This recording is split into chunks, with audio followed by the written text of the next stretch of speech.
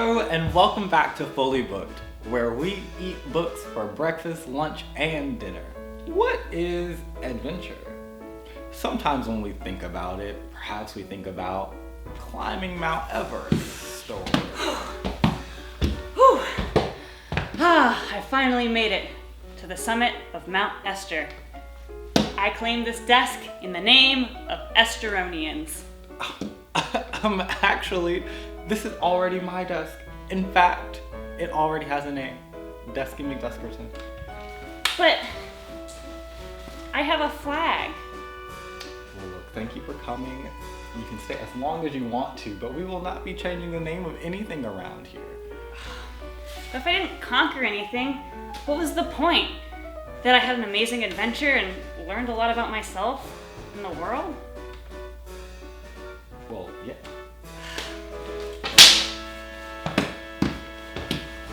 This month, we're reading adventure books.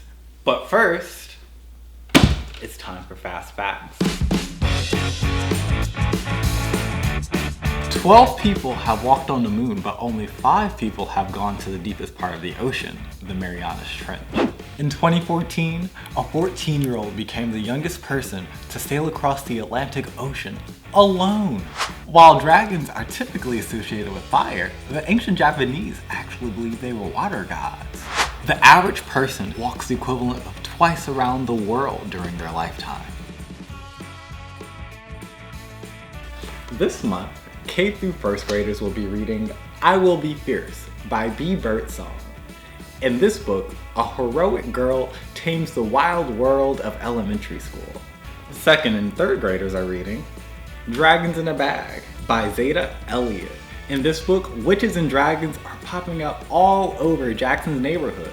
Will things ever go back to being normal? And for our fourth and fifth graders, we'll be reading The Season of Sticks Malone by Kikla Magoon. In this book, Caleb and Bobby meet their new neighbor who pulls them into a crazy scheme.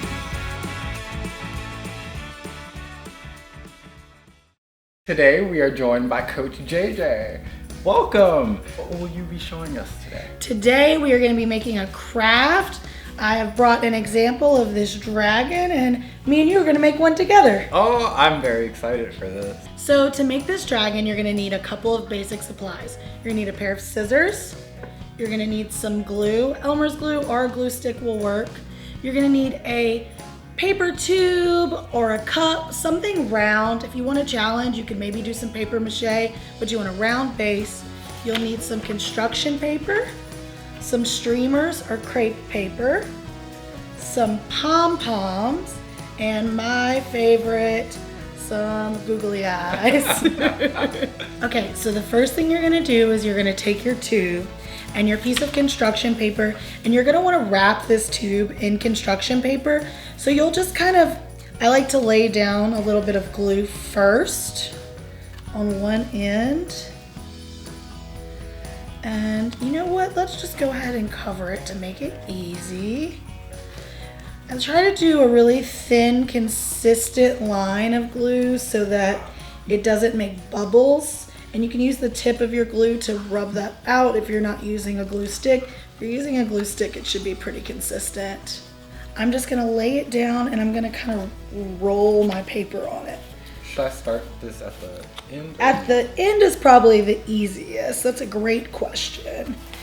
My cup is not completely round, so I might have to play with it a little bit, and that's okay. If it's messy, that is just fine. It doesn't have to be perfect to be fun.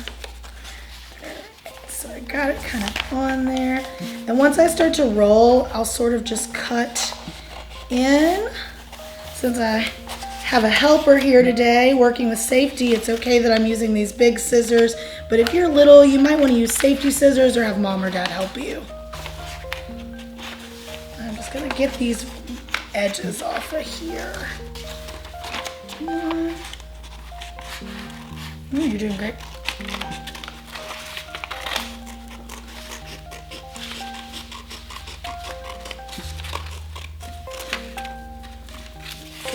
And now I can kind of see where the paper is not sticking to the cup.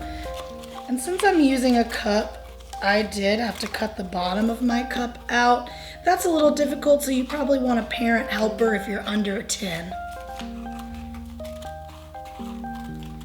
And then I'm just gonna smooth those edges. Once you get your paper cut, just kind of work my way around so that it's nice and neat.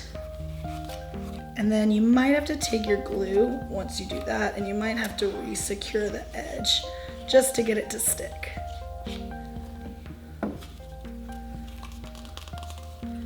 There we go. And if you want it to be really neat, you can kind of fold the edges over the bottom just to give it a complete look, but it doesn't have to be that way.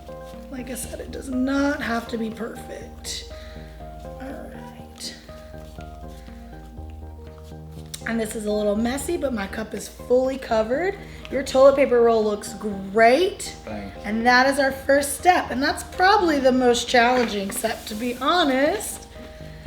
So then the next thing that I'm gonna do is I'm gonna take my crepe paper. Okay. I'm gonna hold it about an inch down from the bottom. And then I'm gonna just start to cut strips. I'll probably cut 3 or 4 strips, but I won't cut all the way through. I'll just go up to that inch line and I'll stop. And when we go to glue our paper in, that inch is gonna be our base for gluing. I'm just gonna do 3 simple cuts. Great job.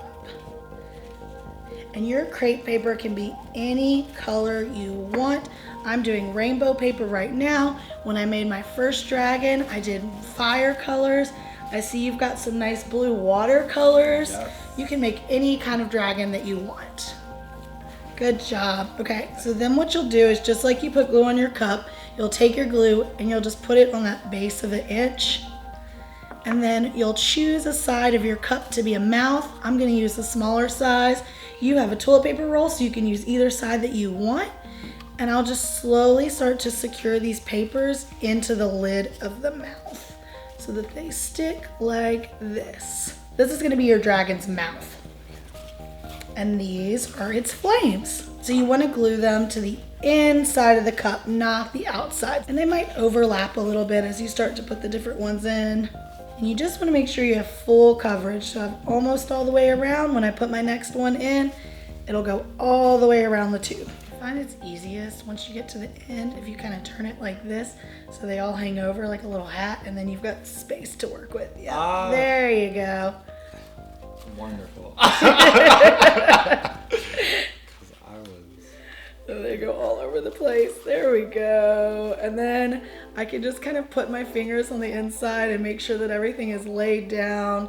The glue is sticking to the cup and it's got good coverage. And then you have a great start to your dragon. So all we need to do now is we're gonna pick where we wanna put our eyes, and we're gonna put 2 drops of glue. We don't want them to be too big, just enough. I would say about the size of, if you used a hole puncher, those little pieces that come out, about that size. And then I'm gonna take each of my pom-poms and I'm gonna stick them into that glue, and I'll hold them down for a couple seconds to let them stick and hold on. Do 1, 2, 3. And we'll do 1 dragon, 2 dragon, 3 dragons. And now you've got the base of your eyes. Yeah. Oh, it's starting to look like a dragon. Oh, I'm so excited. And then you're gonna take your googly eyes, and this time you're gonna put the glue on the googly eye. Don't get frustrated if it takes a minute for them to stick, because the pom-poms are a little harder to stick things to. But if you get it on there and you just press and hold again, 1 dragon, 2 dragon, 3 dragon. Oh, and mine's trying to stick to my finger because they're sticky from the glue. Might happen, it's okay. There we go. And I'll do my other one. Glue on my googly eye. Just like that. Yep, you might have to hold it for a second. Something that might help is if you hold the pom-pom down with 1 finger like this, and then you take the googly eye and you press it against it while your other finger's holding it in place. It's like this. 1 dragon, 2 dragon, 3 dragon. So once you get everything together, you're just gonna want to let your dragon rest for a while.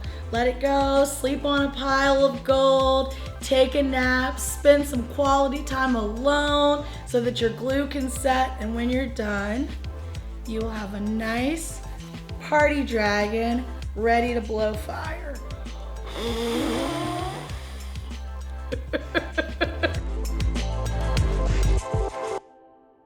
Today we are joined by Mr. Todd and Josh, who are going to talk to us about one of the coolest adventure games today, Dungeons and Dragons. I don't know that much about it. It's kind of like telling a story.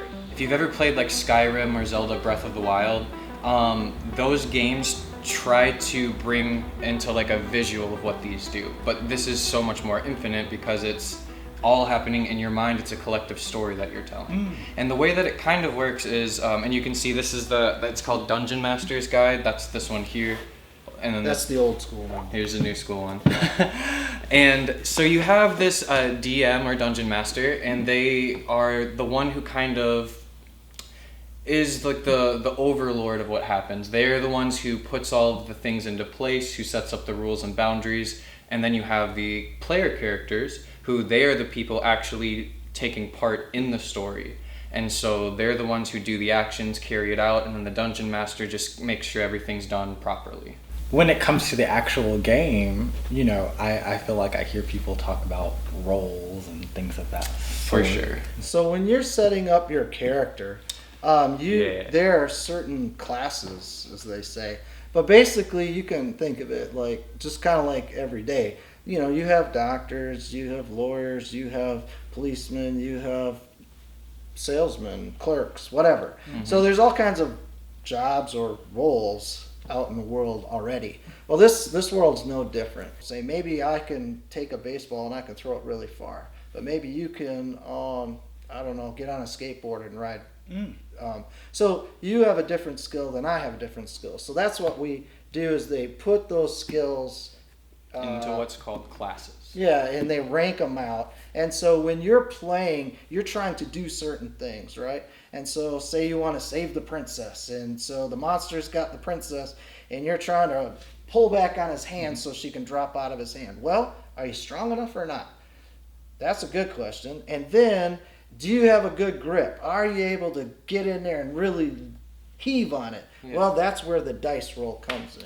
Did you know we have dice? I didn't know. Yeah. Oh, We have do we dice. have dice? So here's some of the fun stuff about D&D. First, dice.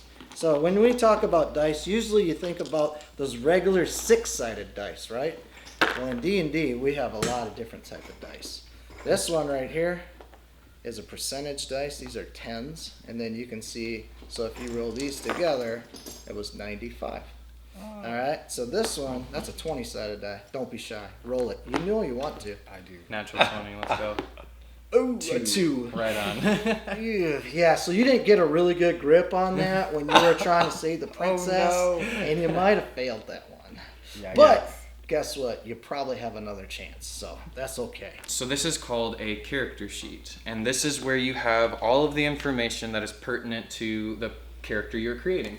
So we can go through just a simple little thing. We'll just say that we're a high elf, let's say. So you'll be a high elf, and our name can be, let's rip off You know, the Legolas. elf, Legolam. They got like the little ears and stuff. Yeah. Yeah. So- So then you would have your class and level, which we sort of referenced that before. So an example would be like you have something called a fighter. And a fighter is just a guy, as the name says, where you just run up and smack the crap out of something. And then you have a rogue, though, and rogues are stealthy, very sneaky. They can hide very well. That's probably a fighter. That's probably right a there. fighter, yeah. Or you have magic users, so you could have like a wizard or a sorcerer, and they get spells and things that they can He's do. got like magic coming out of his hand. So you have different. So those are some of the stuff that is involved. But you have your class and your level, and then this kind of goes into a bit more. But you have your background, which kind of tells where you came from before the story started. What's your name, the character race, your alignment. Are you like good? Are you like really good, like lawful good? Are you like everything by the book? Or are you chaotic good, where you're like, okay, I did steal bread, but I gave it to hungry people? So it's kind of, what kind of alignment are you? And then your experience points, which helps you level up and gain more power. So you have these statistics right over here, and these are, if I'm not mistaken, these are kind of the same statistics that have been. You have your strength, your dexterity, and your constitution. So your strength obviously would be how strong are you. So you would get a number, so you'd roll your dice, you would get your numbers, and you would put them here, and then from the numbers you get, you would have what's called a modifier. And then the modifier is, so the strength check we're talking. You're pulling the princess out, you rolled your 2, but let's say you have like +4. So then you would add 2 + 4, so it was a 6 instead of a 2. But basically, and all of that, like I said, in the starter, see, there's a starter kit for Dungeons and Dragons these days, and in the starter kit, it's all right there, easily understood. It's displayed top to bottom.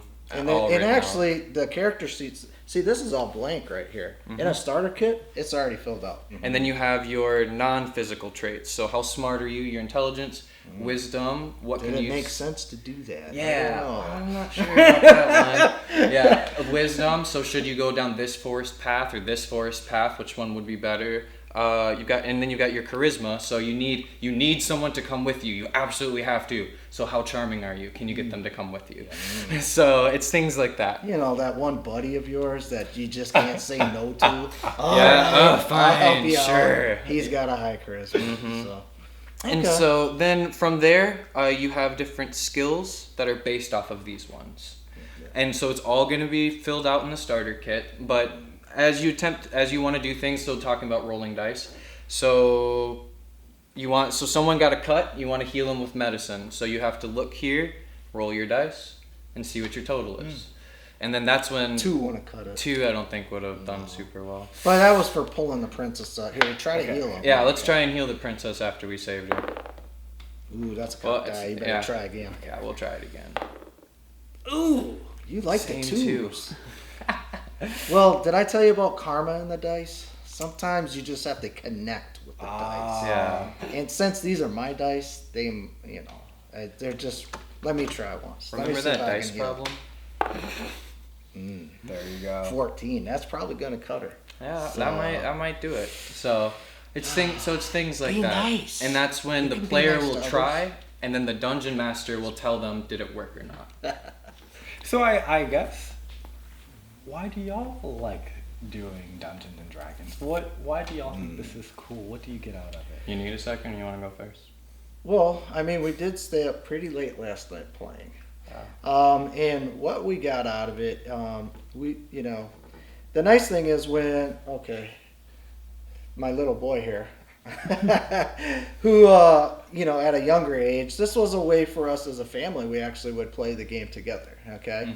And so what we've seen over the years is that, now that he has 3 boys and we live in different places and stuff, when we come together, this is one of those games we can play that we can actually talk about at different times, and kind of when we get together, we can have that camaraderie together, and we're working together as a team to try to accomplish a goal. But in general, why do I like role-playing games? Role-playing games are fun because you get to try on a different person. It's like acting in a sense. I don't know what it's like to be able to scale big mountains, or to use big swords and slay dragons, or shoot bows and stuff like that, or even use magic and stuff. I don't have those skills, but I can imagine it. And with my friends, we can get together and we can use those skills, create a really cool story, have a fun time, and maybe win the day. You're literally writing a story, basically. Yeah, that's what one of our groups that we have. That's what we do, is we literally, after we do our adventures, we turn around and take it and write it in a novel format, because it's literally that much stuff occurs. Because it's like you're going to a town, you're talking to a bunch of people, you're finding jobs to do, then you have to go find out where the job is at, then you have to talk to those people, fight the monster, come back and get paid, then you get famous. Now you're all of a sudden have to go to another town. I mean, it's just, you're constantly going, moving, doing all these things. And so by the time you're done with like playing for 3, 4, however many hours, however long you want, then you can turn around, look at what just happened, and you're like, whew, that was quite a bit of stuff just went down. And so it's that idea of you're crafting your own story. It's literally just limited to your imagination of what you can do. And so now granted there are rules and that you play within, but as long as you're within the general rules, it's really just wide open. Yeah. Thank you so much for joining us today. It has truly been such a adventurous time. That's all for now. Thank you, Coach JJ and Mr. Todd. And to all of you reading, watching, and adventuring, see you next time.